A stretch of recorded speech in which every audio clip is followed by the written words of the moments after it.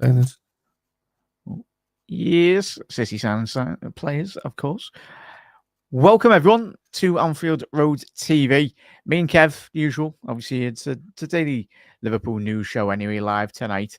Going to be speaking about, of course, Kvaratskhelia, more on the contract potentially that is expected that Virgil van Dijk will hopefully in the next couple of days very much bring to a conclusion and sign on the dotted line, which is massive. But if you are new to Anfield Road TV, if you are watching on the post-match show, hit that subscribe button down below. But most importantly, if you can drop a like on the video, it massively does help out, not just on my content, but on everyone's content you do watch across social media as well.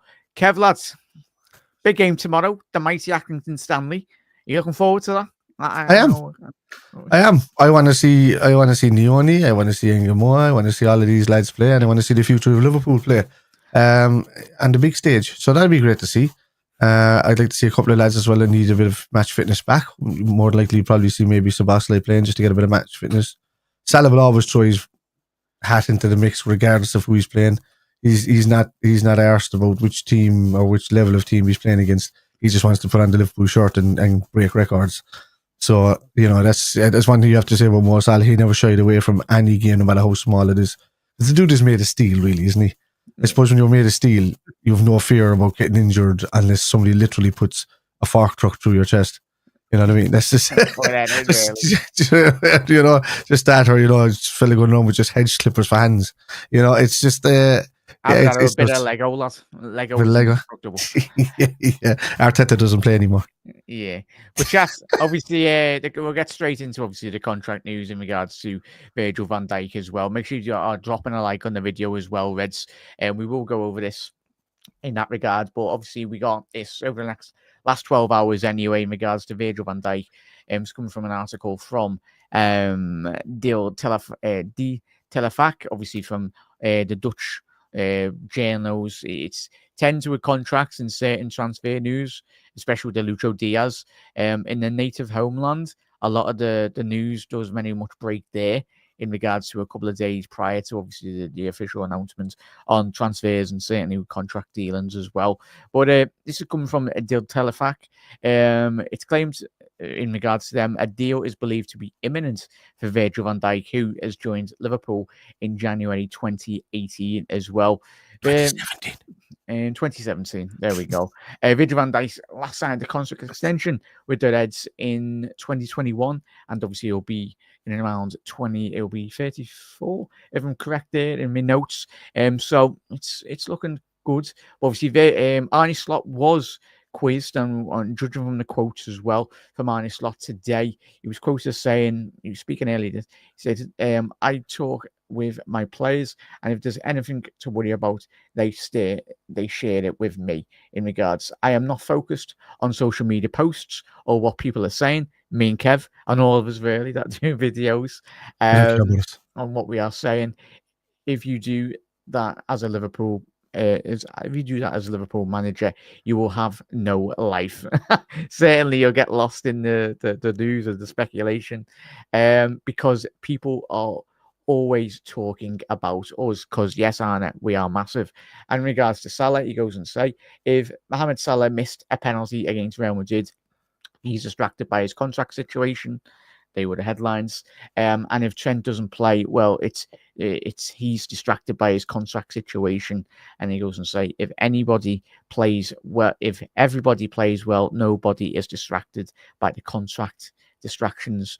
And Arna's spot on there, Kevin. Yes. The narrative, and that's, as he just said there, that it's if a player plays bad, or as he says, Salah misses a penalty against Real Madrid, it's the narrative then that gets spun. Really, it's madness, and hopefully, do you think there's a bit of truth in these obviously rumours and the articles coming out from Holland over the last 12 hours? The word gets back now. Before we start into that, Jack, I'm playing an insider game here, right? So, at the start of that, you said that Van Dijk when he signed in 2018, and I went 2017. Now, for those people right now, you guys that have just typed in the chat down below after the video has been on, I know it was officially on the 1st of January of 2018, but he was standing in front of a Christmas tree 3 days before the window opened. So technically, he was a Red in 2017. So yeah, he just couldn't officially play for us until 2018. So he got you out. I bet you're all deleting your comment right now. I'm watching you. I see it. And certainly Liverpool got reprimanded, really, got a slap on the wrists from Southampton because they reported us for tapping up Virgil and all that. But even still, 70 million still to this day is extremely very cheap for Virgil van Dijk as well. But keep on getting your comments in as well. Make sure you are liking the video as well. Massively gets out the video, especially when YouTube doesn't like it. Doesn't like it when you do more than 2 videos in a day. Anyway, you're absolute legends. Lads, Ricky, how are we, son? Ricky, I was going to say, Ricky, you're tucked up in bed, lads. You're welcome to come on, mate. As I said, we'll be dropping the link. Actually, bear with me. We'll get the. Let me just copy that. This is it. Ricky, jump on the stream, lads. Even if.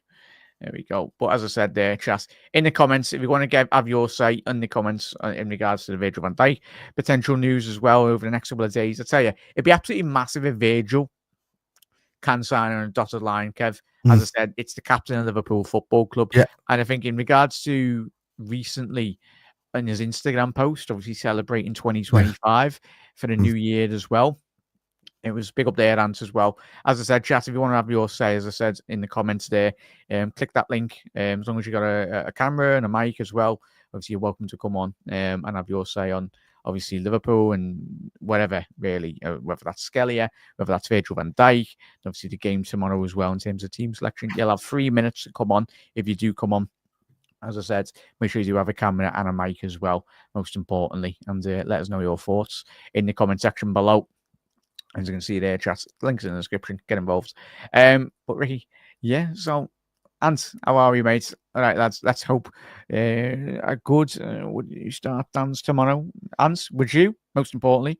Kev, I'm hoping we do start Gaden dance tomorrow. I want to see loads youth tomorrow playing. I see Dan, I like seeing Gilmore playing. I'd like to see Neoni playing. Yarosh should play this tomorrow, not even Creevy and Keller. I think it's one of these games, and it is such a low caliber team, and no offense to that, but you'd want to see a game made out of it. So to make it kind of like not only does it benefit, it's not being disrespectful to Accrington, Stanley, or whatever like that. It's for us. It's a competition for us to get to get experience for the younger players. But it's also, it's at Anfield, so Accrington, Stanley have already got half the win. Let's say it that way, by playing at Anfield and gate receipts as well. Yeah, gate receipts, all of that, but even playing at Anfield, huge money to them, everything. So, look, if big stars don't play, and if Accrington Stanley beat us, they beat us with whatever team is on the. Oh, remember, I remember going to a game a very long time ago with my dad, Hamilton Waterlooville. Remember when we got beat by them at Anfield? That was a throwback anyway. So hopefully there's no magic of the cup tomorrow, because I tell you, could you imagine if we get beat and social media will be rife with everyone kicking off, where's the transfers, where's the contracts and all that? You know the narrative. Well, why would it? Let's say the whole squad is pretty much the youth team. And you lose a game against Accrington Stanley in the FA Cup because you decided to play youth against the senior team, right? Regardless of how good the youth setup is, they're still playing youth against youth every week. They're not playing men against, these are not men against men, really. It's just young fellas against young fellas. So you always say, oh yeah, look, the academies run really well. But then, a lot of us watch the underage stuff, and even though the quality of football is fairly good, it's still nowhere near the level of the Premier League. So you have to look at it that way. This is to give these guys experience to get it against a team that's, still, if you put all the youth out, this still should be a slight level above, or at least balanced, under 21 football level, So that's what I'm saying. There should be like a balance there. But look, at the end of the day, certainly got the quality to come in tomorrow and do a job, lads, 100%. Yeah. Well, truly. As Anne said there, potentially loan him out as well. Well, we tried that this season, didn't we, Anne? So anyone that did not miss this season, he went to bloody Plymouth, really, and we know how bad they've been under Wayne Rooney anyway.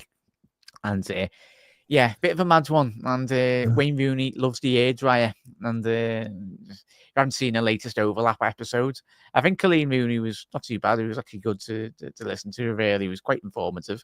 Like that side of football with all like the wags. That's how you get like a whole movie series on that, or like the absolute carnage. Could you imagine? But you're talking about having a Waterlooville. I actually dumped the girl because we lost the Oldham. Well, yeah, she started taking the piss because Stephen Gerrard this and Stephen Gerrard that and the whole lot, and I was like, we're not meant to be together, and then that was the end of it. I just like, you know, that was, how long ago was that? I don't know, it was about freaking 15 years ago, something like that. I know what it was. Yeah, long time ago, though. 15, 20, yeah, 15, 18 years ago. So yeah, that's a true story. There we go. Great that. If it was at their place, 100% would obviously their ground full of snow as well. Yeah, and the thing is, it's the magic of the cup. And Kevin, and I propose you to this chat as well. How do you take upon the FA Cup? I think it's certain generations when you analyse the competition. I think we were brought up, obviously, Shankly's first FA Cup was back in the football clubs, was it 1965? I think it might have been, anyway, if I can remember. I think it was 1965, obviously, Shanks' first FA Cup and Liverpool's first FA Cup, really. So, magic of the cup, really. Yeah, certainly with Shanks. And that very much propelled his legacy at the football club. It allowed him to bring better players in, and certainly Shankly went on to do, as we all know now anyway. But could this be the competition, or certainly the League Cup, the catalyst really for Arne Slot this season? I know the Premier League and the Champions League certainly for all of us is the priority, but you never know. It could play a you were on about the first win, Jack. I thought you were on about the first time the Shanks brought him into the FA Cup. No. So it's 65. No, the first, yeah. I do watch my documentaries on LCTV. Big up to them. I was like, when Shanks came, I said Shanks was in before that. No, the first trophy. Anyway. First trophy of it, yeah. First FA Cup trophy anyway for the club, and he went on to do. How do you gauge the FA Cup, Kev? Do you think it's been getting battered? A lot of negative publicity in recent years, or do you understand? Yeah, but look, I think the League Cup has come up in stature in recent years, just to kind of match the FA Cup. I think the FA Cup is still a pinnacle that you get at the end of the season. Northampton, sorry, there, answer. Yeah, it was Northampton. There we go. Sorry, yeah, look. Yeah, it's a good end to the season, you know, to get into the FA Cup and stuff like that. And it is a major honour, so you know, it's just how it works. And you want major honours, so it's good to get them at the end of the season. Sometimes, like I say, it's a great major honour, but sometimes that competition alone can be a distraction if you're in between going for a Premier League title and going for a Champions League final, because by that stage you know you're involved in both. Especially if a plays tomorrow, and that's what's going to do all our heads in. Like, come 11 o'clock in the morning, 11 tomorrow in the afternoon, we're praying that it's a weakened side, because the last thing we want going into that Tuesday game in a couple of days' time against Forest is one of the main stars being out injured. Probably anticipated, but the magic of the cup, Kev, has it still got it in chat? Has the FA Cup still got its magic? It has when you do play the youth, and it has when you make the games a lot fairer, you know. If you're sticking out multi-billion pound teams against, as you say, having in Waterloo or you know, or something like that, it's good. It's nice to see, you know, giant killing games and stuff like that. It's not nice to be on the end of them, but it's nice to see those kind of games. I like the fairness of the cup, and I just think it's great for to play teams that you would never ever see us playing from one end of a decade to another, and it's good to see that. But it's also good, you know, for giving experiences to people that love the game but never get the chance to play in these big stadiums.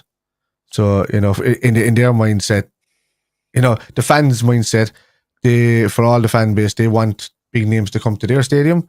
But for the fans that are there week in, week out, and that can travel, which probably some of these stadiums, the whole stadium could fit an away end. You know what I mean? Yeah. That's the whole point. So when you got teams that small, they want to come to Anfield and sit in the away end and have the whole, you know, have the joy of that kind of stuff. They want to go to Old Trafford. Well, yeah, it wouldn't go there now. Right. Well, we can't mention anything about leaky doofs, because certainly the Annie Road ends leaking anyway. FSG, well, we need that's all the not money. Finished. What is it, half a job? No, it's not finished. Sorry, I have tickets there. We still get notifications coming out that the roof work is still being done. They just have a layer over it. Like all the seating's perfect, but they keep changing the top roof. No, I'm English. I'm English. Huh? I'm English. What do you mean? I'm not finished. I'm finished. Yeah, it's finished. No, it's not finished. Classic talk sport clip anyway. I know, yeah. But no, it's not finished. The work there is not finished. There's still slates open on the roof and everything to do there. So I mean, the only way that they could open the stadium that early was, to get the main part of it done. So yeah, that's reaching. Manchester United has been done for 12 years, 13 years. Yeah. As Anne said there, see, I'm Sheffield United's ground was half empty as well. Says we don't care as well. Bit sad there, really, but I think their priority this season is getting back into the league. And it depends when we look at half empty grounds, like it has been, a bit like the Etihad. Well, mean to say that they were saying you don't care, why should be as well. But yeah, bit of a mad one though, Kevin. In terms of the revenue streams for obviously championship teams and even the football and pyramids as well, though, chat.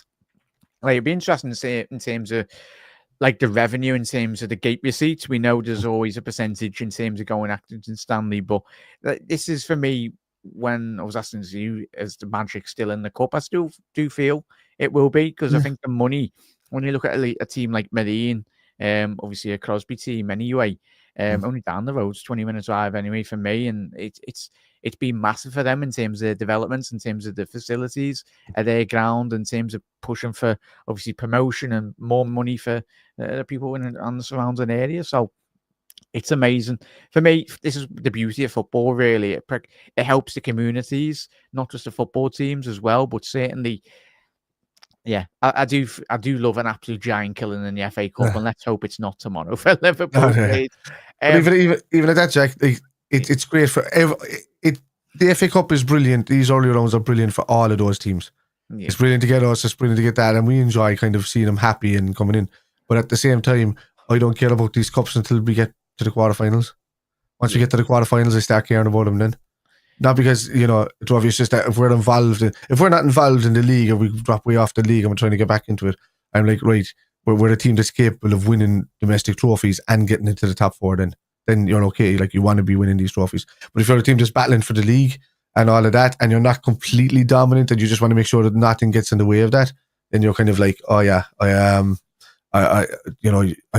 still more of a kind of a quarterfinal onwards kind of guy, unless it's a big match, So yeah, it's massively dependent in terms of obviously who you get in the next round as well. Because how many years? Yes, and then I keep on bashing City because they.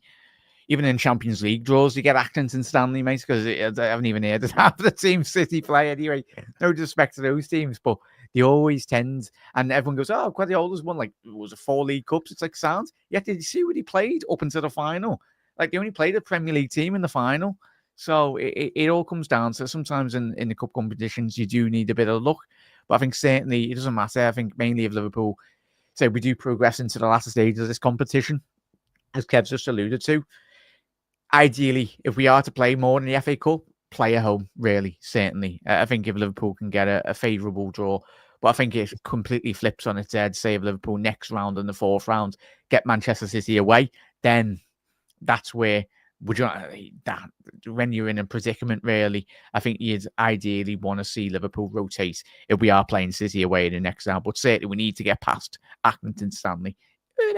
As Anne said there, classic in. We all know that I said that soon as big up there, James. I think the Craver links are a smokescreen for João Gomez for Wolves. Tell you, both highly talented players, mate. João Gomez, I think obviously with Wolves, Kev, mass exodus over the last 12 months. Yeah. Gary O'Neill, I think he's sat at home absolutely furious at the minute because Wolves eventually, it's took them best part like the last 12 months to actually start bringing in defensive reassurances, because that's what Gary O'Neill was calling for. And of course, with the new manager coming in, obviously I think they've just recently today or yesterday just brought a new League One centre half in to strengthen 27-year-old.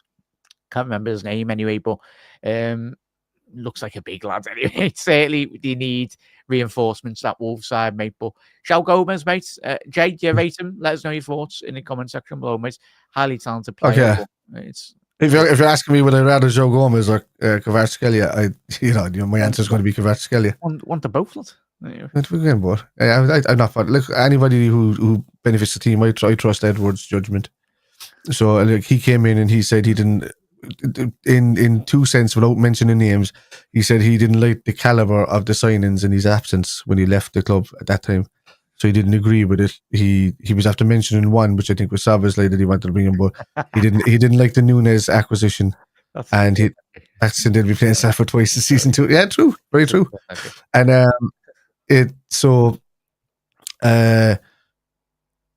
look. Sorry, I was totally I do apologize. That's very unprofessional from me, Kev. Carry on. Yeah, what were you talking about? I'm trying to remember. But anyway, no.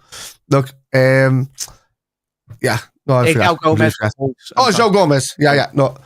Yeah, it's an okay. It's not for me. Kvaratskhelia, I'd say, is the better one for me. Anybody, as I said, Edwards. That's what I was talking about, the caliber of the player coming in. You just reminded me there.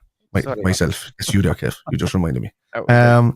So yeah, the caliber of the player coming in is what he was complaining about. And I think he was on about Nunez and these deals was kind of Simicast and all of these kind of ones. They weren't kind of his ones. They're more of Klopp signings. And it just goes to show you, as good as a people manager Klopp was, he was a bit 40, 30, 70, 40, 60 and the signings that he would bring in, or his choices of signings to come in. So they weren't, preferable for him. So I'm glad in a way that, Edwards didn't listen to him sometimes, or, the owners went with Edwards' choices and the players we were bringing in. So it's a weird one for me, man. Yeah, I Joe Gomez. Just quality. I just want a left back. Yeah. I don't care if we bring in anybody else. Want another midfielder and probably ideally another winger as well. Winger/forward, striker. But it's and it's probably. It's weird, Jack. We have.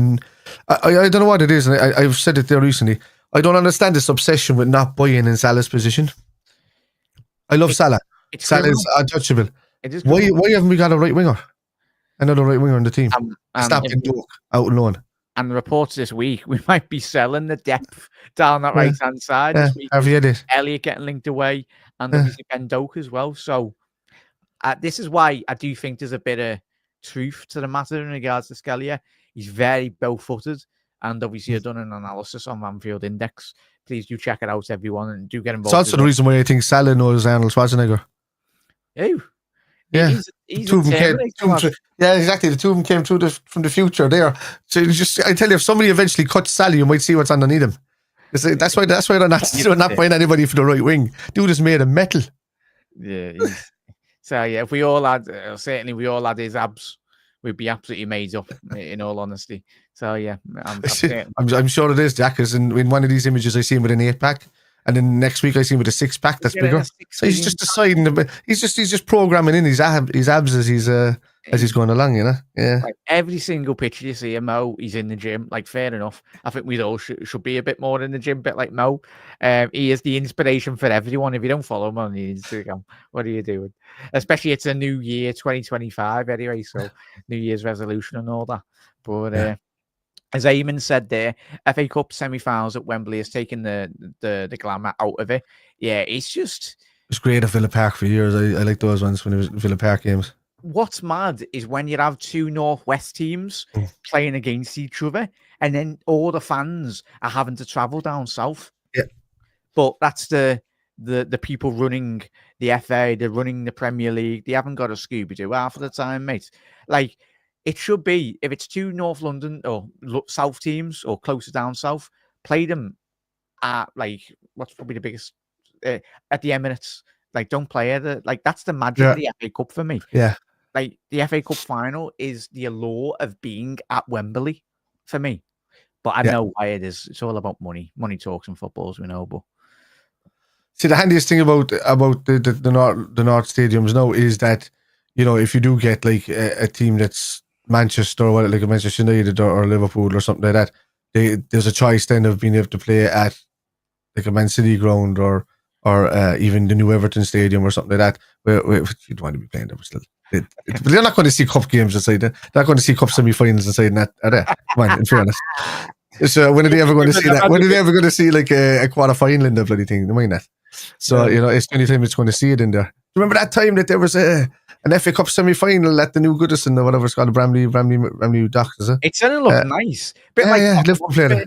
Yeah, it's a bit like Tottenham Hotspur Stadium. It's more famous for Beyonce and NFL concerts than actually winning trophies and winning games of football. Actually, one of the lads said to me the other day, he's one of the guys that work inside, he goes over weekly home and away, right, from Cork here. Tottenham. And he says, at the Tottenham Stadium, he said, well, you just look at it and it's grand and it's brilliant and all that. But he said, that's not a football stadium. Just soulless. That's for concerts, is what he said. He says, it's not a football stadium. So, yeah. Yeah, as I said, the new Tesco. So yeah, not been any advertisements anyway. It just looks like if you used to play the old football games, it's like it just looks so generic. If one of us done it on paint or something, mate. Like that's the one thing that the modern architecture, that's what it is all about. Like these modern day architects, they get paid even more than they did 2 years ago, and they're just making some bog standard generic design. I'm doing wrong. I'm absolutely awful at design. If you ask me, it's a bit like my Jordans will be more or less like Darwin Núñez. If you haven't seen the big up Darwin, you give it a fair old crack anyway. But my Jordans would be on par with Darwin Núñez. If you haven't seen the video, go and check it out on LCTVs. He's I'm no artist. Are you any good at Jordan, Kev? I used to be. Chat. I used to be. And then I thought, what was the point? Yeah, you've just become a singer now, so fair enough. I could draw stuff, or I could play video games, and I could watch football. So Big up there, chat. It's great, actually. YouTube looks like it's actually pushed out the notifications, so nice one. If anyone's watching from YouTube, everyone's tuned in now. The regular crowds. Matthias, evening, lads. Evening. I hope you've been well there, mates. That was a good one, that, Jay. I really appreciate that, man. It was a good comment. As Anne said there, if we sell Chiesa to Napoli, bringing the Georgian the other way, that we are insane if they want him as well. It seems simple enough though, Kev, as Anne said there. But as soon as me and you said, as we said this week, if he's there and he's available, and depends if we all want Federico to do well at Liverpool, but if the penny, it might just be he's not settled in.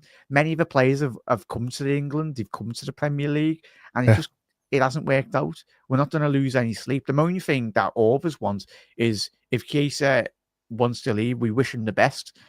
But I tell you, he'll always be remembered for that the signing video. But for me, I don't think he's gonna throw it in just yet. Just mainly due to how happy and how excited he was in terms of that signing on video, really.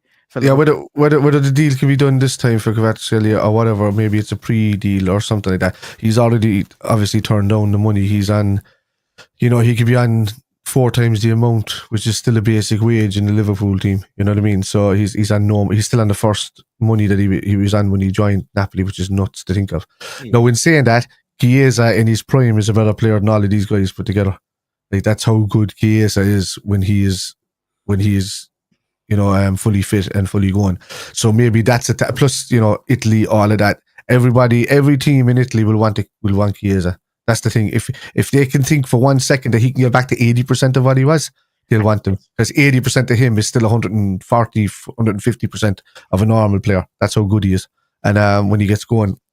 So let's call a spade a spade. We're lucky to have him at the price that we have him. If we use him as a make weight to get in Kvaratskhelia or something like that, then that's genius on Edwards' part. Because if Chiesa's never going to come good for Liverpool, then what's the point in keeping him here like another Sturridge that doesn't play and another Oxlade-Chamberlain that doesn't play anymore, or a Naby Keita? We don't want to go down that same road. Not because we can see the potentials there and the players are really, really good, but if Chiesa can get anywhere back to that fitness and he can do it for the next 6 months, and the move is done in the summer, Napoli will be licking their lips, to get him in, and they'd have no it'll soften the blow for them with Kvaratskhelia leaving, really, because they know even if they have Chiesa for 20 to 28 games a season, that's a season turner for them in Italy, because it's a different league in Italy compared to England. It's a lot easier. So a little bit of 5D chess going on there. Yeah. 6 months pre-planning in terms of bringing them in, and especially if you know that they'll certainly be bigger than Ireland's. Napoli, as you said there, Kev, every Italian team will. I think they'll jump at the chance as long as they got the financial resources to do so. It makes sense when you think about it, but sometimes in football, we look at it from an outside point of view, and obviously there's a lot to get involved in terms of that. But certainly it would. What's he on Liverpool? Like 140k, but not only if he plays, and then he's on something lot less if he doesn't play or something like that. I think that's the way it works. I don't know. Chat, what's Chiesa on? I know a lot of you might use due looking at contract. Let's look at that fan. Or even still, like he's probably still what on Chiesa, 100k, 120 odd, which is standard for Liverpool. Really, the maddest one is Lucho Diaz. Like, is it Diaz is on like something minimal? Well, I say minimal for the average person on the street. It's ridiculous in itself still, but I think that's where. If Diaz is to stay at Liverpool for the next couple of years, if we don't get rid of him, I think there might be a contract along the road for Diaz. But I think there was a statistic, like it was a couple of months ago, where they're saying in terms of like the starting 11 players in the Premier League, the player that's ranked the highest in terms of like output and in terms of less wage is Lucho Diaz in terms of the top teams, which is crazy in itself. But it's typical FSG in terms of when you look at it, it's good planning, but in terms of the incentives for like the contracts and all that, like Diaz at another club could probably easily get at a Paris Saint-Germain easy. They'd probably throw 200 grand at him, or most teams in European football that would love to very much have Diaz, but we're very blessed to have him. But I think in terms of the value and the output currently that we're getting out of him, it's absolutely amazing. But I think Diaz, if he continues playing like he has done this season, I think he will. If he doesn't go, depends what happens with the transfers and all that. If Slot wants to move a couple of players, but the way Diaz is playing this season, similar with Gakpo, I think keeping up the football club. I think Diaz's value, I think, it's in around 70 to 85 million at this current moment in time. Judging from other left wingers in his position as well. Go ahead, Kev. Are you having 150,000 pounds a week? Yeah. No, that's I think for his quality though, like, but when but he won't get paid all of that, you know. He'll get paid. That's his peak if he plays or whatever. So that's a good wage. He probably has a deal done where he gets maybe 55% of it or something like that, while he's there per week, and then you know. I was going to say, do you reckon like appearance? Obviously coming to a point as well. I think he probably gets a certain percentage of that if he plays and if he's fit. I think Liverpool certainly would have done, and we know Liverpool's contracts are very incentive based, aren't they? In that regard, in terms of getting goals, getting assists, and certainly getting on the pitch as well.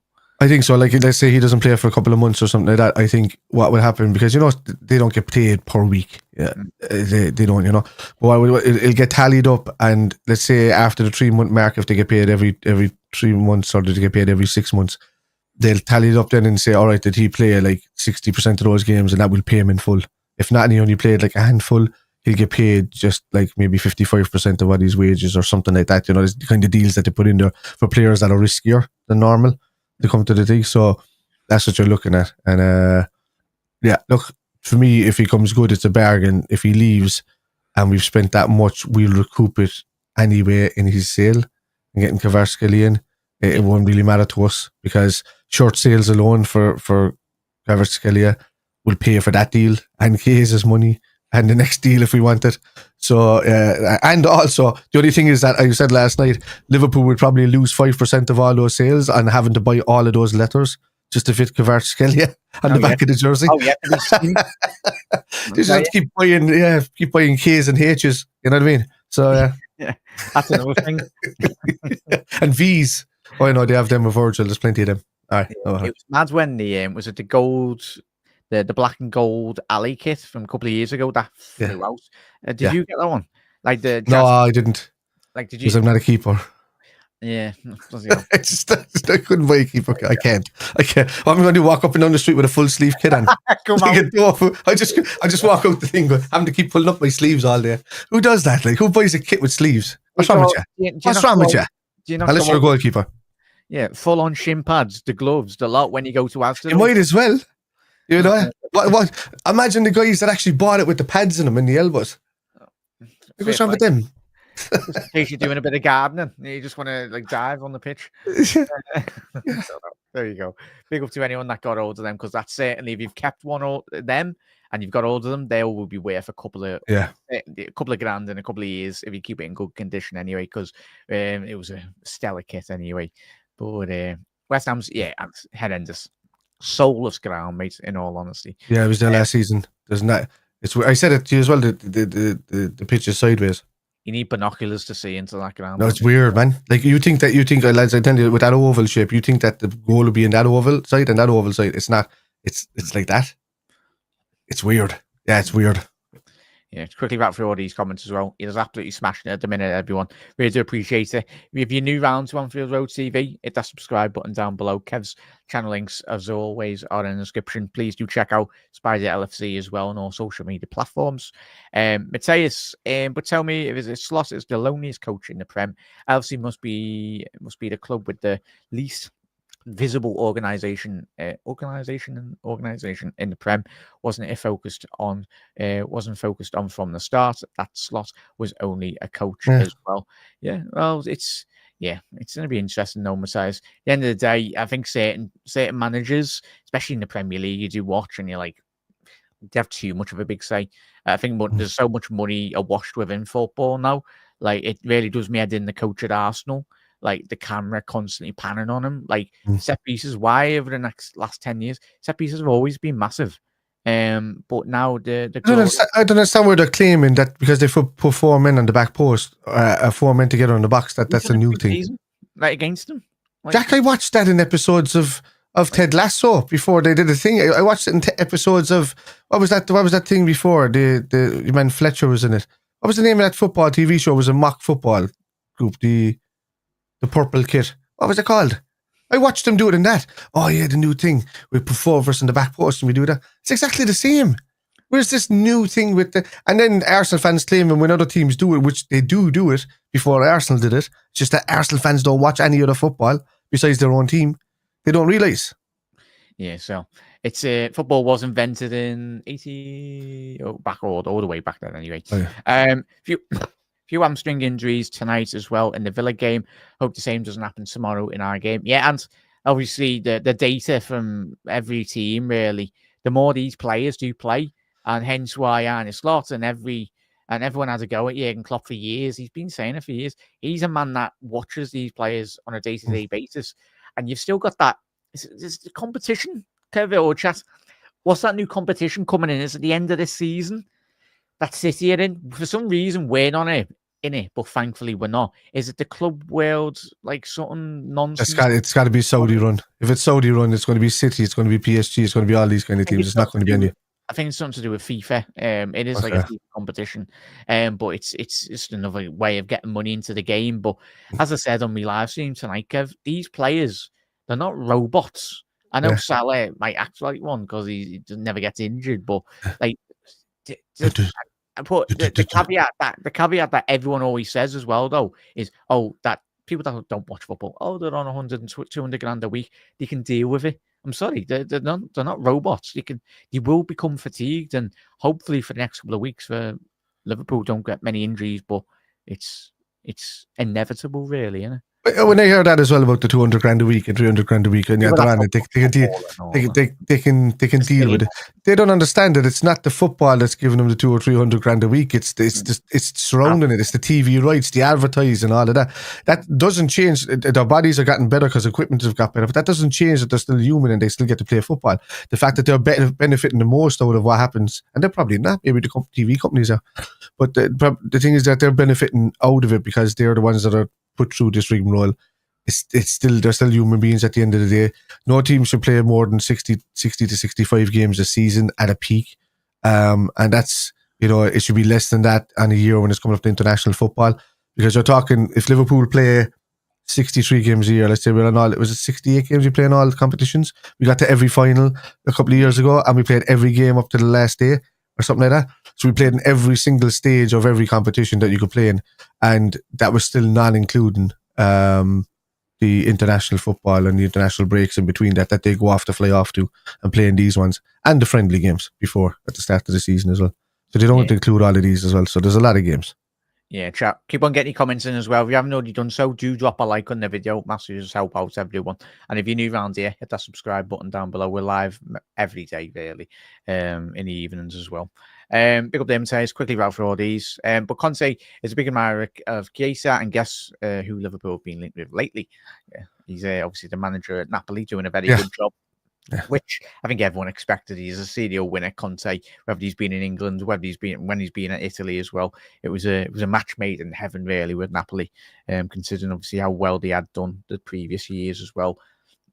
In that, I wonder how much that actually, because they were looking for a lot of money for Osimhen that time before he went to Galatasaray, and there was like a big Chelsea, I think. Yeah, but even at that, there was all talk about this big money and this coming in, and but how did Galatasaray afford him? So I don't know how he ended up at Galatasaray when, other teams that were there that were vying for him probably would have paid like the 150, 160 million. No, he's on loan. He probably just split his wages. It's on loan, is it? Okay, I didn't realise, because I didn't realise he still belonged to the Napoli. I thought he went there. Yeah. There's a agreement in place if Osimhen, if a bid comes in for Napoli, because I think teams can bid for him. Obviously, company being Napoli. So there's an agreement in place if a deal does get struck in the window that he can very much cancel his Galatasaray deal. But I think they might get a certain percentage, which is it's all mad. Modern day football now, anyway. It's all well and good, but I tell you, he's done quite well when he's gone to Turkey. A player that would thrive in the Premier League, Osimhen. I think he's got all the physical attributes. Jack, I do well in Turkey, but yeah, not when I was actually playing football, but I'd actually do well in Turkey now. Yeah. But I think we all would. But yeah, that league season last year was, if you missed it last year, was absolutely crazy. Was it Galatasaray won or like it was like within about, I think they both had like 100 odd plus points, which is mad in itself. Michy Batshuayi was still playing, I think only not too long ago in that league. Icardi's still playing. I think he plays for Galatasaray now. So Dries Mertens, legend, not say legend, but famous players that we've seen over the best part of the last 10 years. But certainly better weather than England anyway. I don't blame them going over to Turkey, if I'm being honest. So Icardi's still playing? Yeah, Icardi's still playing. Footballer with the missus. yeah. He used to play for Inter Milan. Milan. It was coming. You knew it was coming. Inter Milan. I'm surprised Higuain isn't starting anyway. I'll quickly go through these as well. Matthias, the strange thing is the PSG offered a package deal last summer for 200 million for Osimhen, Kvaratskhelia. Yeah, I've seen that. But was refused, and now Kvadona is offered for a price less than market value. PSG are just desperate though, Matthias. If you're a fan of PSG, yes, they walked the league, but it's an absolute embarrassment. If any team ever, well, they have done over the last 10 years, there's been certain clubs that have won the Ligue 1 title. Like the resources at PSG's disposal, they should be, how they haven't won well, we all know why PSG have not won the Champions League at the best part of the last, since the new ownership structure. It's because they go for the big signs. For a club like Paris Saint-Germain, they should have every best player from France that plays in an international game, like at international stage, at their football club. You should have Tchouaméni. You should have Mbappe at the football club. You should have Ibou Konaté. Obviously, he was born in Paris, Ibou. So as well. So like you look at all the French talent that's around world football. They should be playing at Paris Saint-Germain, or they should have had them before they've moved to other big clubs in Europe. But Paris Saint-Germain, they see a fancy new player that's coming. They even bid for Yamal, didn't they? Was it last summer? Or like something stupid? It's like, come on, man. I get it's all about bringing in a high-profile player, but actually build a proper midfield. Like they had Neymar, they had Messi, and they had Mbappe, but yet the midfield was an absolute utter shambles. It was. What do you look at? Do you know how much Kvaratskhelia is on it? Probably about 20 quid. No, he's on 39,423. His total career earnings to date is 4 million. Get out of that. Get out of that club, man. Come to Liverpool. He'd make 7 million a year, and I don't know how long he's been at Napoli now at this stage. So, if he was at Liverpool. Yeah. But 2021. Yeah. He's been there since. So that's 2021, 2, 3, 4. You're talking about nearly 5 years. He's only earned 4 million when he could have earned 35 million. Yeah, Napoli are just so stingy though, Chas, with when he had Higuain, when he had Lavezzi and Hamsik, like what a forward line that used to be for Napoli. But it just like Cavani, for years he was linked with a lot of top teams. Though, Kev, if you're a top player and you're playing well and you go to Napoli, it's so difficult to really get out of that football club. Like you've got to be very careful with the contracts because they hold you to very much ransom in terms of obviously the transfer fees. If you want to buy their players, it's got to be for top dollar. Do you think that'll put off players actually going to Napoli in the future? I don't know. I think at the end of your career, you can go there at the start of your career. I don't think big players are going to go there when they're at their peak, unless they're made there or finishing. As I said, peak players will go there when they're coming off their peak, and guys can be made there. Not like back in the day. Napoli was a big side back in the day. Have Diego Maradona was there for a while, wasn't he? And that was Lazio, and there's a few there. But that was your year, Kev. You should be my year as well. Just before my year, I was a child when he was there, like a baby. But when those lads were playing there, but no, I mean, my year is still like the 80s, early 90s, starting that kind of way. I was born in 81, but especially the last 10 years, as I mentioned, Lavezzi, kind of Hamsik. Hamsik was such a top player for them anyway.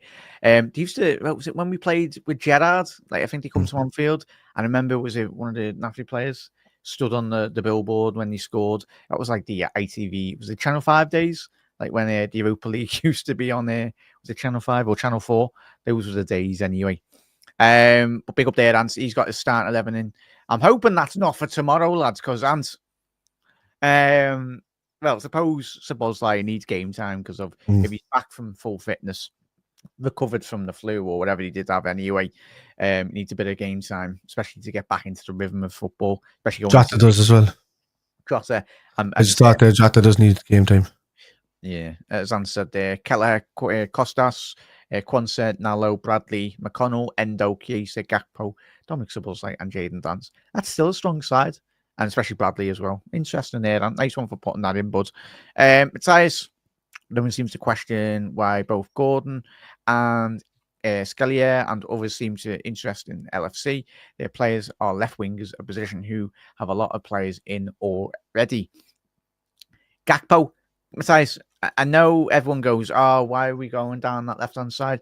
You can keep on saying, I've always said it for the years, you can never have enough good footballers. The depth in Liverpool's squad in the 70s and 80s was a joke in itself. Of course, it was a bit different in terms of all the Rushy or the famous footballers would be they'd be they'd score an hat-trick or they'd come on the pitch a bit, a couple of pints in and go and bang in an hat-trick anyway. Football has massively changed now. But we're absolutely even at that day with the left. What? Sorry. We're massive though, Kev, lads. Yeah. We're massive. Yeah, but even at that, I know what he's saying about the Gordon and Kvaratskhelia. That could be mainly down to maybe not rating Gakpo fully. Gakpo's able to do things in recent weeks, but at certain periods in the early career, he was disappearing for a few games at a time when they want kind of constant. So if he does disappear for a few games, you want somebody to come in and be able to do it. And then maybe on top of that, you have Diaz, who has been linked away to Barcelona in recent seasons, and maybe they've talked to him about giving him a new contract or whatever, and then he's probably saying, leave me options open because eventually I want to go to Spain. That's what South American players tend to do. They like going to Spain. They like that kind of area, whereas the pinnacle for everybody in Europe is to play in the Premier League right now. It's not to play in Spain. But that's just kind of Liverpool keeping their mindset open. And even in saying that, you got to look at the form of Luis Diaz as well. Considering that he had a brilliant start to the season, but he hasn't scored much since September. Coming into this year, though, lads, we all wanted a bit more from him, certainly. Yeah, we did, yeah. Last season, it wasn't good enough for him, and we understand that was the year, like, what happened to his dad and all of that. But at the start of this season, started off really well in the whole lot, but dropped off. Liverpool can't afford to have players drop off like that, regardless of him coming in and being busy and really good in the ball, but not create. So if he's not creating enough, then you can see it on the pitch, because then we're not winning games. So then maybe Slot thinks, there's still a bit of a weakness there. So maybe we can upgrade there a bit and then, see if they can battle it out and then 6 months later get rid of the one that doesn't work out. So I like seeing that from Liverpool because it means that we're not sitting on our laurels. We're not hanging around waiting to see if somebody fails anymore. We're proactively going ahead and getting in replacements before then. which kind of tells me why Salah will kind of re-sign a contract, because otherwise we would have a right winger lined up already by now, I think. That's what I'm thinking. Do you want to? I'll pose this to you as well, chat. Let us know your thoughts. There surely has to be a big player going, and I say one of our big forwards. I think the most resellability in terms of value, as I mentioned with Diaz there, and I think we'll get to your comments as well, chat. You've alluded to with Diaz. I think, as I mentioned, with his value, I think his stock in terms of if we were to sell him, it's at its peak now. It's obviously what 27, 20, going into 28 next season. Yeah, 70, 80 million from now. Right now. 70, 80 million, easy. We can get that. I think, as I mentioned, with Paris Saint-Germain, even an Italian team, I think there's the emergence, as we spoke about last night, Kev, the emergence of more Serie A teams. To be getting a lot more money. And even possibly Barca, you might Barcelona, get obviously with the difficulties at this moment in time with the obviously. I don't think the Spanish league has money. I think Liverpool are getting ahead of themselves and hoping for next year when the fiscal year clears and all of that. I think Liverpool are getting ahead and hoping that these teams are going to come in and bite, or having conversations. Look, you want to look at him in July. You want to look at him now. You can have a look at him then. So even Premier League clubs, like the amount of money are washed in the clubs like Bournemouth, West Ham with Potter. Now they'll be wanting to splash the cash. Like even certainly like gone are the days of like clubs in and around us not having money. Like teams from 5th to 10th. Like if there's 5 spots in the Champions League this season, Kev. If you're like a team from 5th to 10th in and around that ballpark, and look at Forest, they've spent a bloody fortune, and quite rightly so. They're in the position because you would have thought they've actually spent it on the right areas and they've actually improved their squad. Could you foresee, or chat say, could you ever see a club in and around Liverpool? Not obviously Arsenal or whatever, but I mean the teams below us. If you're coming for a big money move, especially if Liverpool are active in terms of we do bring in a Skelly or another forward of that ilk on that quality, that we could possibly sell. I don't know. What do you think? Yeah, they could probably buy a Curtis Jones or somebody like that. I don't. Elliot maybe. Elliot mightn't suit, but Curtis Jones might. So that would come in. With regards to these South American players, especially if they're at their peak within a league, they don't tend to stay around the Premier League. They like going to Spain. Like you have Spanish players and you have Portuguese players that have no problem going and playing in England, because even though they're slightly warmer than us, they do get the bad weather and they do get that. In South America, it's pretty much 30 degrees all year round, non-stop. Unless they get a hurricane or something like that. So when they come to Europe, they're just like, it just feels miserable to them after a couple of period of time. They want to go to Spain. It's just a thing that they do. And having a South American wife, I know this, but she's happy here. But at the moment, her parents have gone off to Tenerife because they just can't handle the weather. So that's what I'm saying. They're gone over there for the week or so just to kind of avoid all the snow and they had a pre-booked on it because they knew it was coming. But look, I don't think the likes of a Luis Diaz, which I think is just too high a caliber of player, that would end up in Forest, if I'm honest. I think Forest take that good mid-range player to fringe player and do better with him, if you know what I mean. So kind of like Southampton did a few years ago and the likes of that. So when you notice in the team, they have Chris Wood. Chris Wood, probably none of us would ever want him in our team in any of the clubs around. He's changed into prime Alan Shearer. Exactly. So he's changed. Morgan Gibbs-White was kind of surplus at Wolves, was falling out of favour there. All of that came in, scored against them last week. There's just teams that are there, you see good players that were like in Aston Villa or players that didn't make it in Newcastle. As said there, like Forest. August Louise, yeah. So them kind of players could transfer off to Forest because Forest are kind of going into that kind of area now. So that's the area there. So like everybody rates Douglas Luiz and all of that, but if Doug Luiz is not a peak player unless he comes up and plays at a Liverpool level or a City level or I wouldn't say United these days, but at an Arsenal level or something like that within the Premier League, they're not considered that. They're considered fringe players or top quality in their club, but fringe in other clubs. So yeah, that's the only way I could see it as far as. Yeah, big up there, miss, 100%. They call them the fringes. Yeah, my fringes gone skew if I don't know. So like me airline, no comment. Chat, don't get me. You should give me and then fringe. Oh no, red card. Matthias, how are we? Man City are close to completing the sign of Lens defender. Yeah, I'm gonna not attempt that. Oh, and also Omar Marmoush. Abdulkadir Kushinov. Yeah, nice one. Marmoush has agreed in principle to move to Manchester City from Frankfurt. I'm hoping Frankfurt absolutely rinse Man City for 80 odd million because they deserve it. Because a club like Frankfurt, they're not Bayern Munich, they're not a Dortmund. They need, I think what Frankfurt do well, especially who was it? Because they had Jovic and they had Sebastian Haller. I don't know why that accent come in there. Because they sold No Fringe Forest. yeah. I'm still going. So they had Sebastian Haller and they had Yeah. Luka Jovic over the last 5 years. Obviously, they got the big move. Jovic went to Real Madrid. Yeah. And Sebastian Haller went to West Ham, respectively. And I think they got in excess of what, like 70, 80 million back then. But I tell you, Marmoush, do you think he'll do well, Kev or Matthias, in the Premier League? I will. The team is still. Interesting. They have Savinho there, and he's doing similar. He never replaced Alvarez, though. I found it was mad that they actually let Alvarez go and not really properly replaced him. So, that's just that's Pep's way of saying that Savinho is not good enough. And in the time where he's gone from Mamouche, Savinho starts scoring his first couple of goals for the club and starts playing.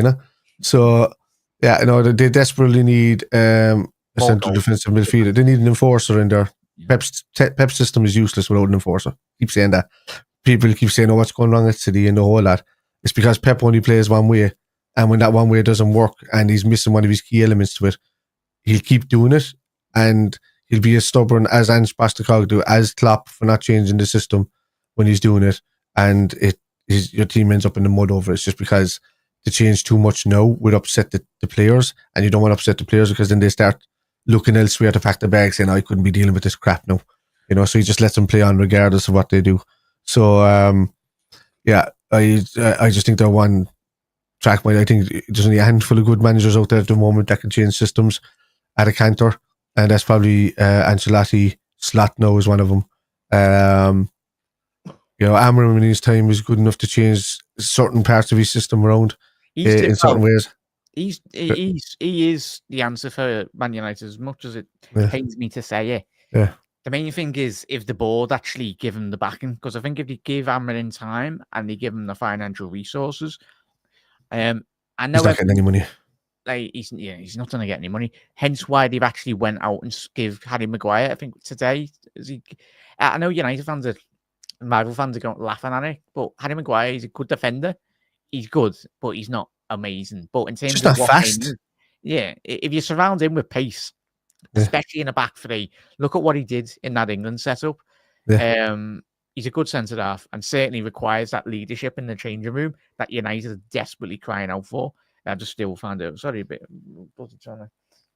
There's a load going on with that, even with the talk, the points deduction with City and all of this and all. I don't know what's going to come at the end of it, but people are saying that the most likely thing is that they get docked up to nearly 100 points. And but then there's something about the EFL saying that they mightn't want them. But then this could go down into this could take a little bit where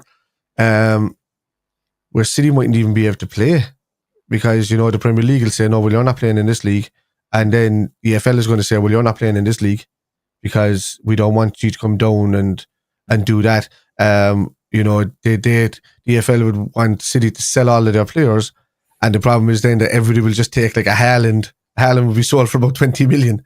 You know what I mean? So, and all of these will be sold because they'd have to stay within the financial fair play of that league to sell, which means that if that was going to happen in City and England, they'd have to do it before. There's so many little avenues they could take.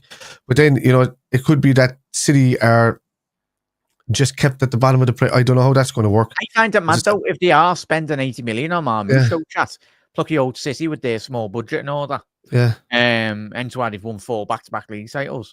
It's very difficult to compete with Manchester City, but I think that's a massive indicating factor because they sold certain players for over extorted prices, especially the young talents. But yeah, a lot of people were saying, especially City fans, when you see them there on social media and on their channels and showing up in the overlap and stuff, and they're saying like, but City were only hated because they were doing so well for the few years or whatever like that. And I'm like, no, a lot of rival fans were praising how good City was because we were sitting here on the channel kind of going, Jesus, City are very good, aren't they? There's nothing we can do about them or whatever like that. And then all the sports washing stuff came out, and then all the stuff came out, and then we're like, right, we all had like ideas or hopes in our head that this might be true, and all of that, and a relative thing that they'll get away with it because they got away with it in Europe. And then the minute I heard that the Court of Arbitration wasn't allowed to get involved, I'm like, City are done. Because they 100% paid somebody off in that Court of Arbitration to get them out of the UEFA stuff. No, they did. And they can take me to court, I've nothing. But, but like, so like what I would say is they can do all of that, all they want, and get away with it then. And then that's when fans started, getting very, very bad about stuff and like turn around and saying, well, yeah, like, and especially, and as Liverpool fans as well, we should be the most upset. But we kind of just sit back and kind of said, well, we knew it anyway. But everybody else is kind of jumping on the bandwagon now. But we're the only one that kept them honest, a cheating team honest. Like, years. No one on planet green earth, apart from Liverpool fans, even on Mars, mate, you don't want Liverpool. Like, if you see all the videos and content getting produced from everyone, it's like, can someone stop Liverpool? That's why they've been buzzing off the last two games. United and, of course, Tottenham celebrating like they've won the Champions League. If only they kept Pochettino as manager, might have actually got them back into another Champions League final. But it's the adorers, really, in all honesty. As Eamon said there, the Club World Cup is to be played in the States. Is that what it is, Eamon? Yeah, nice one there, chat, I think. And did you just steal the name from the Club World Cup in December? Oh, that's what's going to be mad about that. Or did you just move it? Yeah, it's going to be absolutely crazy, in all honesty. Big up there, Nick. How are we, mates? All right. All right. There we go. How are we, Nick? Hope you had a good day, mate. Thank you for tuning in as well. Should offer Nunes for Osimhen potentially there. And I think he's very highly respected outside of England. And if we're being honest, obviously Nunes, I know it hasn't worked out for them, but certainly, I know everyone scoffs. Kevin, in chat, what is the value do you anticipate if Liverpool were to offload Nunes in the next 12 months? What is the fee that you anticipate Liverpool could get? Well, we only paid 64 for him, regardless of everybody saying 100 million. So it was 64 million. It rose to 85 if he does win the Premier League and Champions League. If he does, if he does win, which he will this season, but like which he does, but that's if he wins the Champions League and I think hopefully it does rise to the 85 million then after that. But even at that, we'll sell him for the same that we got him. Yeah. And there's no real loss of money there because the extra money that we're giving is pretty much a tax write-off to Liverpool. So there's no real money lost on Nunez, and I think he pisses all over the Italian league and the Spanish league if he goes into it.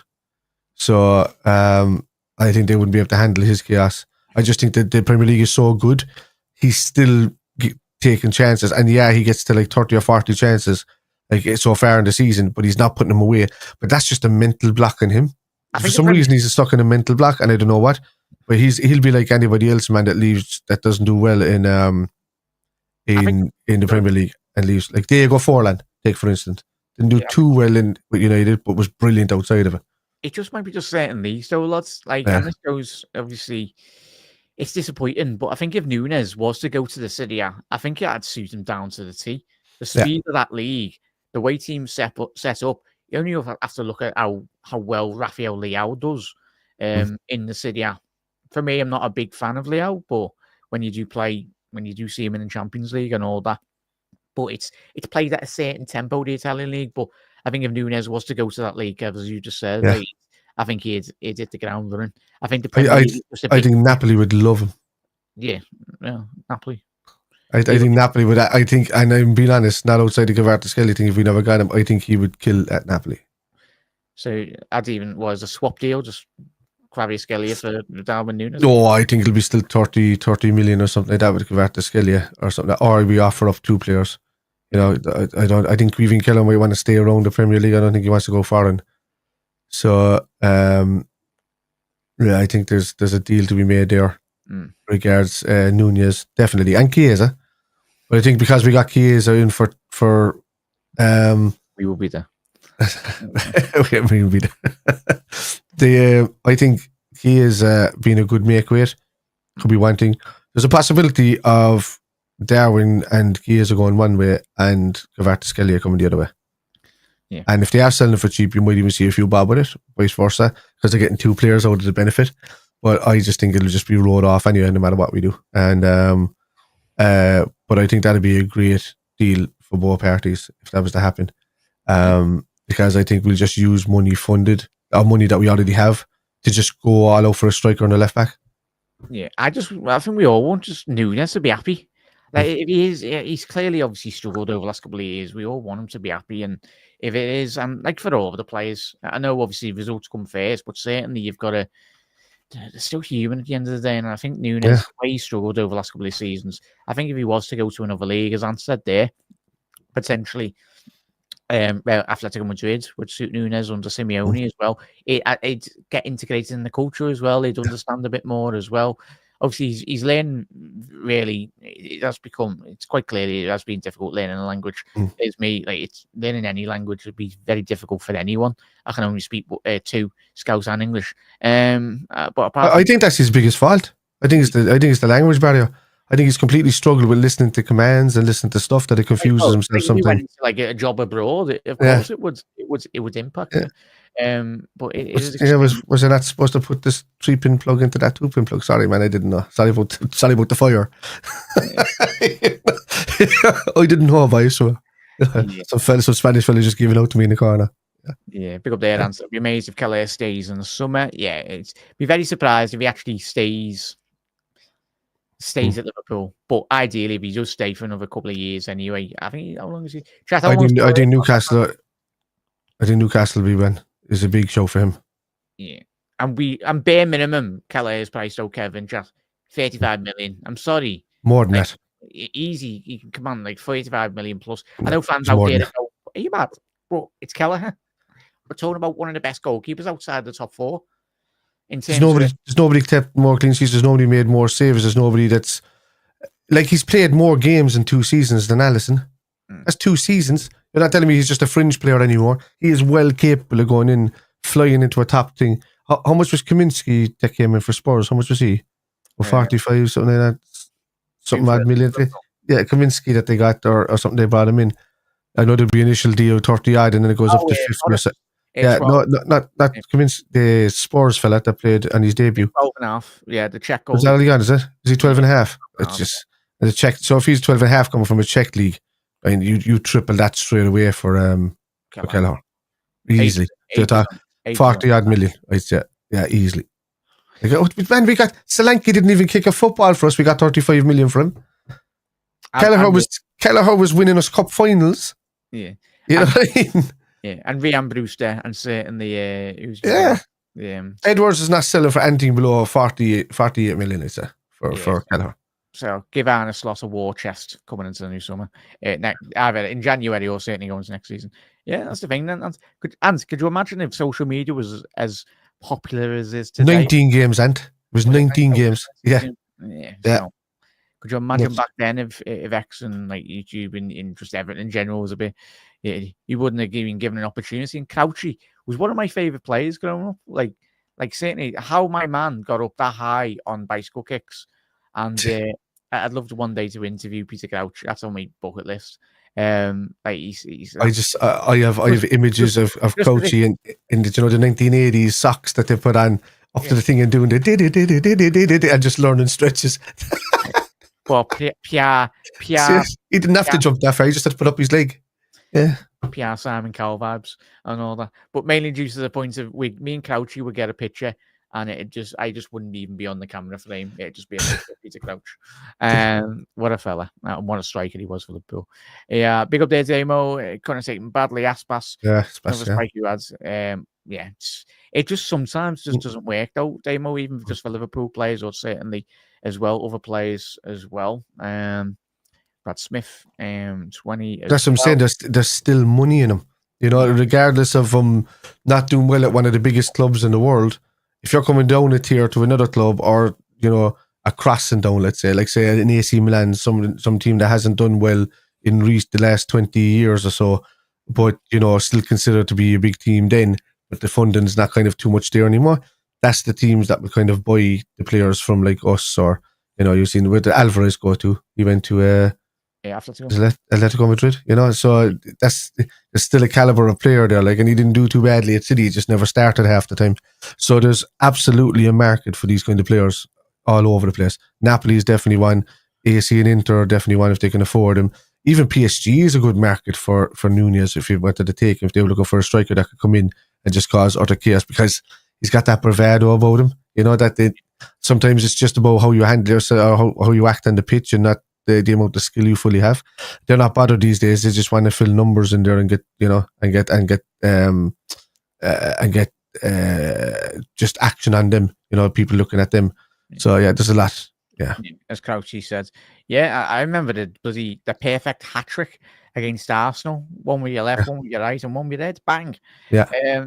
Oh yeah, as we said already this week, the AC Milan side were absolutely petrified of the thought of facing them in the 2007 final, which was mad because I think even after the game, they were all saying we expected Big Crouchy to play, and they were very happy that he didn't play.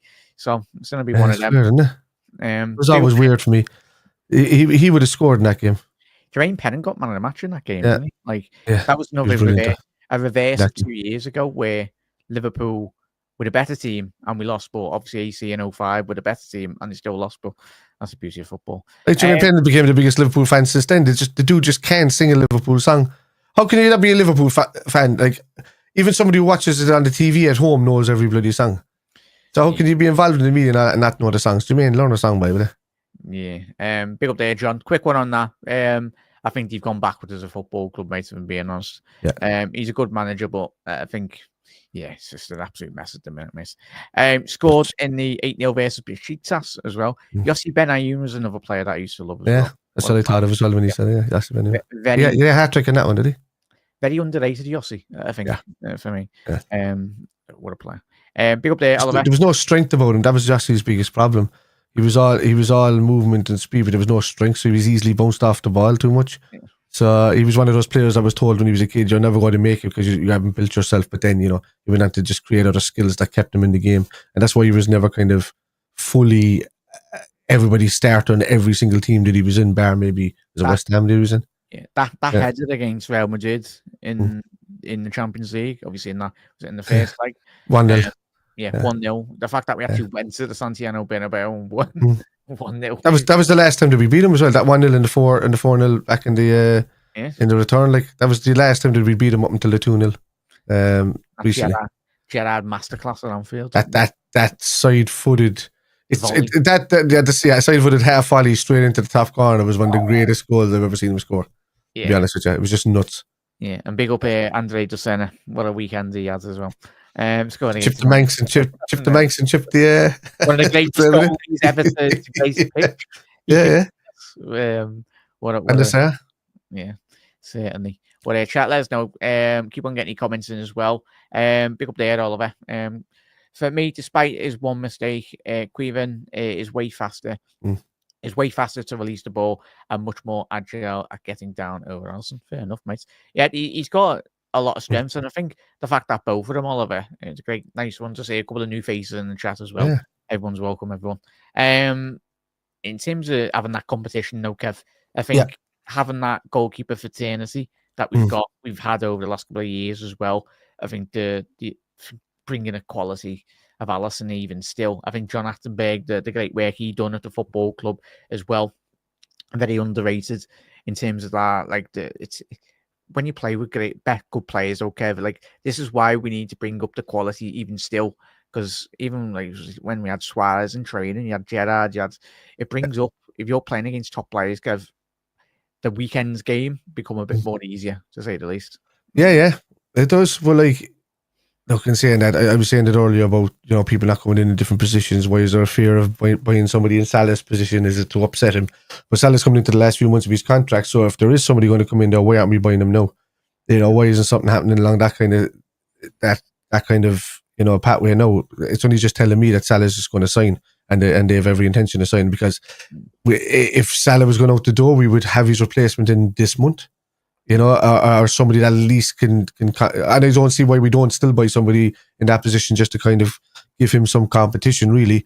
So we can try something different week in, week out.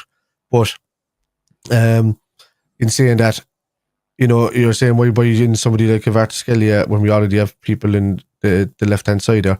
Why buy Luis Diaz when we already had Cody Gakpo or vice versa? Why buy, Nunez when we already had Jota and whatnot? And it's just because you need competition in these places.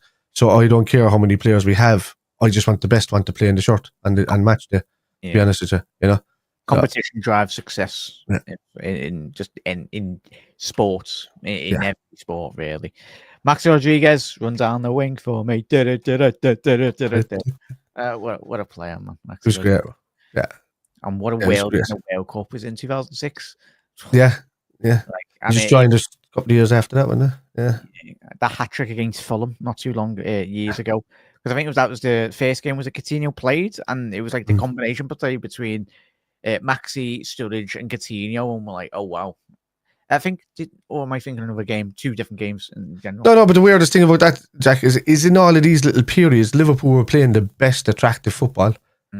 Around just we always had something wrong with the team where we didn't have a left back or we didn't have two, centre backs that were good enough. Because at that era we had Maxi Rodriguez's and Coutinho's and all of that, but then we had Kyriakos in the defence and Coates and all of these kind of guys, So there was always an imbalance in the Liverpool squad, but we just played really good flair football, and we did have a kind of a solid defence.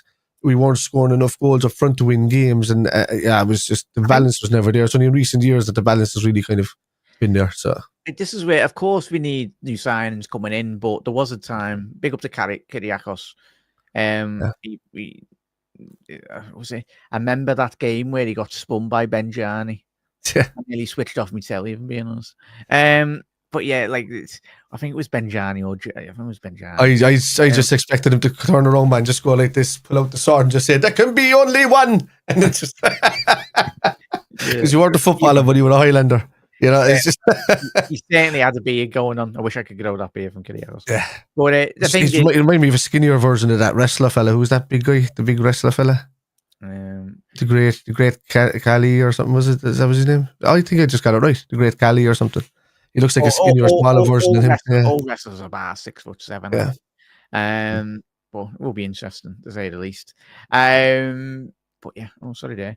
As Damo says, I bet Yossi's ma told him if he didn't drink his milk, he ends up back in family. And he's like, remember we signed? Oh yes, don't mention that name there, lad. Oh God.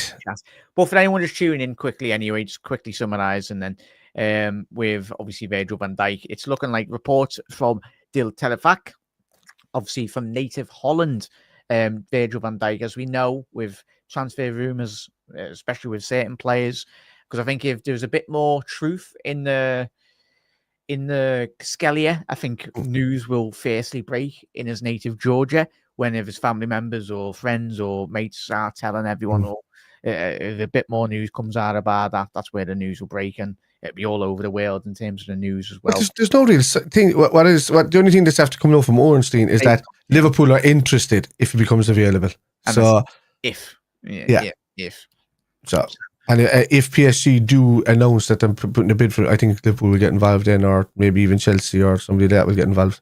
Yeah, so, the only way PSG compete with Liverpool is just wages. If Skelly actually wants to come to a club that wants to win trophies and have a chance of winning the Champions League, I think all day he's come to Liverpool. And the best thing about that situation, Jack, sorry, before you go into it, is that he's only, as I said, he's only on just under 40 grand euros. Sorry, he's on that's like £32,000, whatever that is. Coming to Liverpool. Only on that. Get 100. He'll get quadruple that, 5 times that already, and he's already laughing. So yeah, and we've got Matip's wages, Thiago's wages, Naby's wages, Ox's wages. Still the football club. I know we've signed some players along the way, but even still, it's we're not skint. So sign the contracts, boys, and sign the players. With his native in regards to obviously Virgil van Dijk, it is rumoured from the Telefac. It's believed that to be imminent for the Virgil van Dijk to be signing a new contract as well. But yeah, so interesting. Obviously, the links to all the articles are as always in the description as well. So before you go to bed, you can check out if the articles in the full extent and as well to get involved. But Kev, Massive thank you for getting involved. I was going to say tuning. You're on the stream tonight, mate. Much appreciated. Chat. Hopefully there will be going to continue trying doing a bit more later shows as well. In regards to, especially with January transfer window as well. So make sure you put your bell notification on as well. The post match will be a bit later tomorrow night as well. Obviously doing the watch along on Anfield Index. Please, everyone, do get involved with that as well if you haven't already done so. Make sure you head over, not just to watch alongs, but get involved with all the great LFC content over at Anfield Index. You're absolute legends. Be much appreciated. And Kev, massive thank you for coming on, mate, and massive thank you to everyone. What are you doing there, lad? Are you searching? No, my light is very yellow. I don't know what's going on. I was looking at my light. Sorry. Yeah. But yes, massive thank you for all tuning in tonight. If you are watching on the repeat, please do get involved. Hopefully, and tell you what, if you're watching on the repeat and you're still watching up until this point, and you haven't already subscribed, hit that subscribe button, drop a like on the video as well. You're absolute bloody legends. Right, Reds. Early start for everyone tomorrow for the Reds. And everyone, Kev, shout out where everyone can quickly find you, please, mate. Right, you'll find me at Irish Spider Guy for anything gaming, Spider for anything gaming across most channels. But for the football stuff, you'll find me at Spider LFC or Spider_LFC. I'm trying to push YouTube more. I passed the 600 mark on there recently. I'd like to get it to 1,000 so I could actually start doing proper videos and ads and actually earning the money that I can use to fund the videos. But yeah, and you'll find me on TikTok is doing fairly well. Past 4,000 recently on Facebook, which is great. But on TikTok, I'm just trying to get that up there. So I'm on the road to 5,000 there if I can. So we'll see. And if anyone wants to do any collabs in the future, if you're watching or listening or whatever, give me Kev a message on socials or send me the contact information in terms of just is in the description as well. Especially rival fans. Yeah, rival fans. All rival fans would be great. And so if you want to get involved in these shows as well, do let us know. I'd love to get you all on. More fan input and more input from everyone. Everyone's welcome as well. But Reds, look after yourself. A massive thank you for everyone. Just 15 of you still in the chat tonight. So it's always greatly appreciated from everyone. But everyone, look after yourself and let's absolutely smash Accrington Stanley. You tomorrow. But up to Reds. But see you later. See you later.